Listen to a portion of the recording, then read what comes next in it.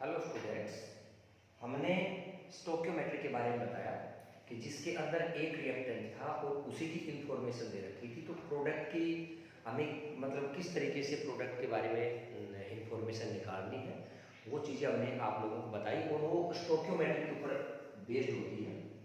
जैसे मैंने calcium carbonate है, अगर मैंने इसको क्या किया है, हीट करने के बाद कैल्शियम ऑक्साइड प्लस CO2 बनता है। सभी के सामने क्या है, एक एक है, मतलब 1:1 रेशो है। इसका मतलब इसका जो मोल है ना वही इसका मोल है, इसका मोल है वही इसका मोल है। तो मैंने आप लोगों को छोटे छोटे क्वेश्चन करवाए कि अगर इनके स्टोक्योमेट्रिक कोफिशिएंट अलग अलग होते हैं तो हम किस तरीके से एक की इंफॉर्मेशन दे रखी है और बाकी की इंफॉर्मेशन निकालते हैं। जैसे मैं आप लोगों को एक छोटा सा एग्जांपल, एक क्वेश्चन छोटा सा देता हूँ। जैसे मेरे पास N2 plus 3H2 gives 2NH3, ठीक है ना। मेरे को पता है कि 2 है, 3 है, 1 है, ये सब क्या है, स्टोक्योमेट्रिक कोफिशिएंट है। तो अगर मैं क्या करता हूँ, अगर मैं ये कहूँ कि भाई सपोज करो कि मेरे पास नाइट्रोजन के मैंने क्या ले लिए, 56 ग्राम नाइट्रोजन ले लिया कि 56 ग्राम मैंने नाइट्रोजन लिया, हाइड्रोजन के साथ रिएक्शन करवाई तो मेरे पास अमोनिया का कितना मास बढ़ा, ये मैंने क्वेश्चन बना दिया है कि what will be the mass of ammonia when 56 gram of nitrogen react with hydrogen.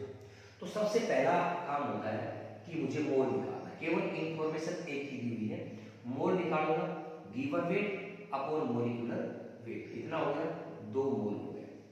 अब मुझे इसका निकालना है, तो जिसका निकालना होता है उसका कोफिशिएंट ऊपर, जिसका दिया हुआ होता है उसका कोफिशिएंट नीचे, इनटू क्या करूंगा, जो इंफॉर्मेशन दे रखी है, मेरे पास 4 मोल आ गया।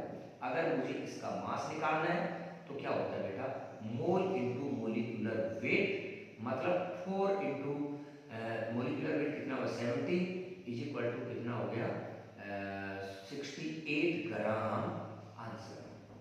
तो आज जो है ना, मैं जिसके ये आज मैंने इससे पहले वाले में जैसे ये किया कि एक ही रिएक्टेंट था और उसके प्रोडक्ट बन रहे थे, आज मैं ये वाली चीजें पढ़ाऊंगा जिसके अंदर 2 रिएक्टेंट हैं, उनमें से किसी एक रिएक्टेंट की क्या दे रखी है, इंफॉर्मेशन दे रखी है और किसी दूसरे की हमें निकालनी है। तो इस तरह के जो कॉन्सेप्ट में ज्यादातर एसिड बेस रिएक्शन होती है कि कोई एसिड किसी बेस के साथ में क्या करता है, रिएक्शन करता है। तो छोटा सा क्वेश्चन आप नोट कर लो, ठीक है, लिखो, calculate the weight of HCl, calculate the weight of HCl required to neutralize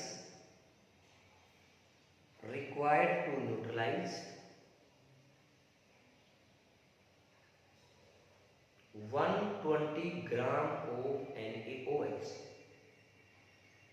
120 gram of NaOH।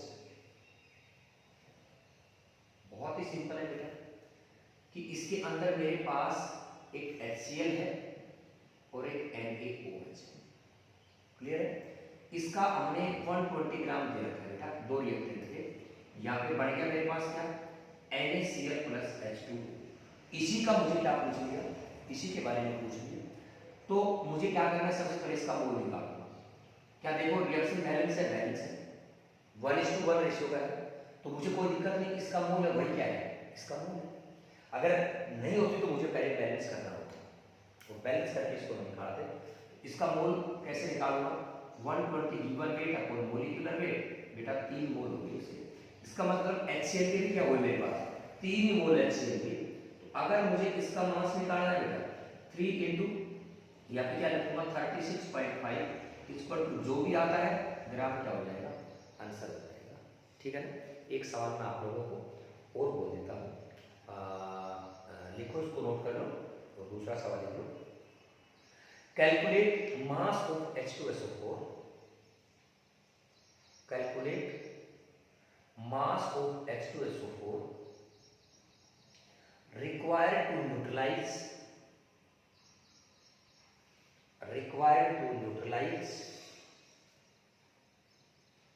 11.2 gram of KOH, 11.2 gram of KOH। तो इसको आप सवाल को पढ़ो एक बार, इसका मतलब है कि देख KOH प्लस H2SO4 की मेरे पास कोई रिएक्शन है, तो यहाँ पे मेरे पास A2SO4 बना और प्लस क्या निकल गया, H2O निकल गया। ठीक है ना।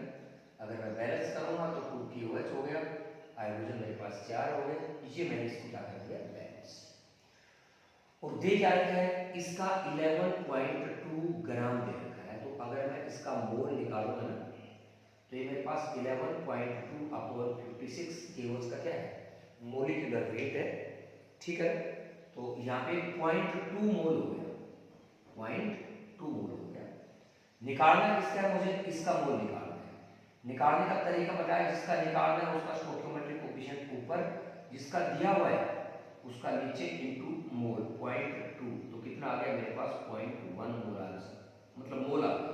अगर मुझे इसका क्या निकालना है बेटा, वेट निकालना है, तो 0.1 मोलिकुलर वेट और नहीं इसका मोल और 98 मोलिकुलर वेट, कितना हो गया 9.8 ग्राम क्या हो गया आंसर।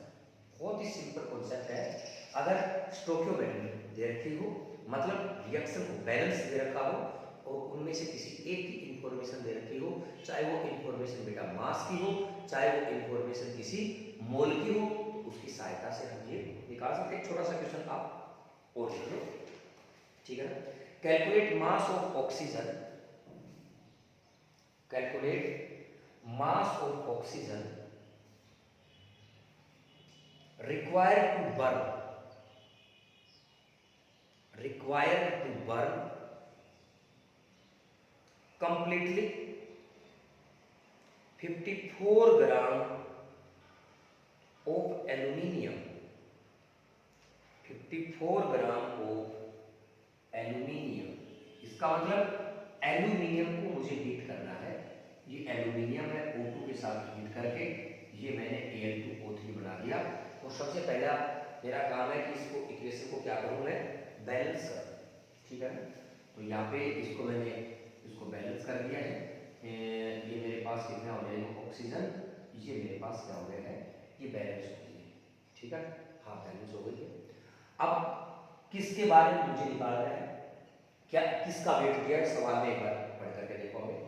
हमें एल्यूमिनियम का 54 ग्राम दे रखा है और हमें निकालना किसका है, मास ऑफ ऑक्सीजन का निकालना है। ठीक है ना, इसका दे रखा है, तो इसका मास रहेगा 54 ग्राम। अगर बेटा मैं इसका मोल निकालूंगा तो 27 से डिवाइडेड 2 मोल हो गया। बेटा इसका भी क्या हुआ, अगर इसका मुझे निकालना है तो कैसे निकालूंगा, इसका कोफिशिएंट ऊपर, इसका कोफिशिएंट नीचे इनटू मोल, कितना हो गया बेटा, ये हो गया मेरे पास 3/2 मोल, ये मोल ही हो। अगर मुझे इसका मास निकालना है तो क्या लिखूंगा, 3/2 इंटू 32 क्या हो जाएगा 16 को 3 से मल्टीप्लाई करेंगे तो कितना हो जाएगा 48 ग्राम आंसर। बहुत ही सिंपल कॉन्सेप्ट है। ठीक है ना। लेकिन ये ऐसा तभी संभव है जब किसी एक की इंफॉर्मेशन है। जरूरी नहीं है कि वो इंफॉर्मेशन रिएक्टेंट की हो सकता हो इंफॉर्मेशन किसकी दे दी गई हो। अगर इसकी इंफॉर्मेशन हो, इसकी इंफॉर्मेशन हो, इसकी इंफॉर्मेशन हो, अगर किसी एक की इंफॉर्मेशन है तो हम आसानी से इस कॉन्सेप्ट को लगा करके हर सवाल को अच्छे तरीके से कर सकते हैं। ठीक है। एक छोटा सा क्वेश्चन और लेते हैं, calculate mass of oxalic acid, calculate mass of oxalic acid H2C2O4 होता है बेटा।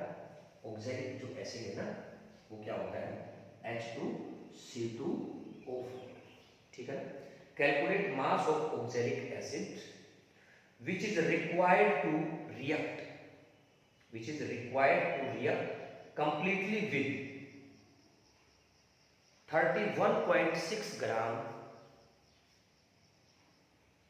31.6 ग्राम ऑफ KMnO4।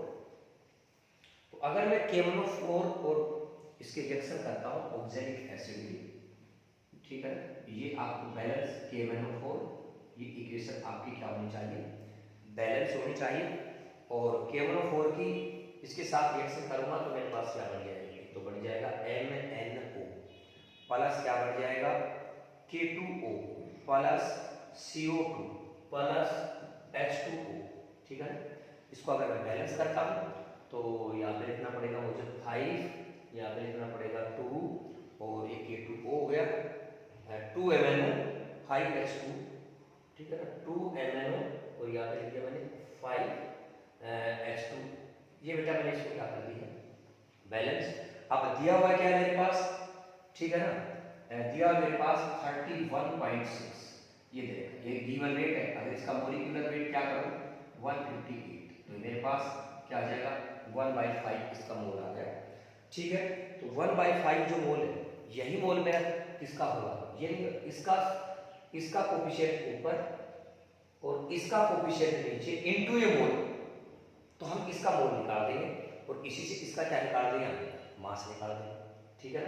तो जैसे मुझे इसका मोल निकालना है ऑक्सैलिक एसिड का, तो क्या करूँगा 5 को ये ऊपर कोफिशिएंट इसका नीचे कोफिशिएंट इसका इनटू मुझे क्या करना पड़ेगा 1/5 मोल, मेरे पास 1/2 मोल आ गया, ठीक है बेटा।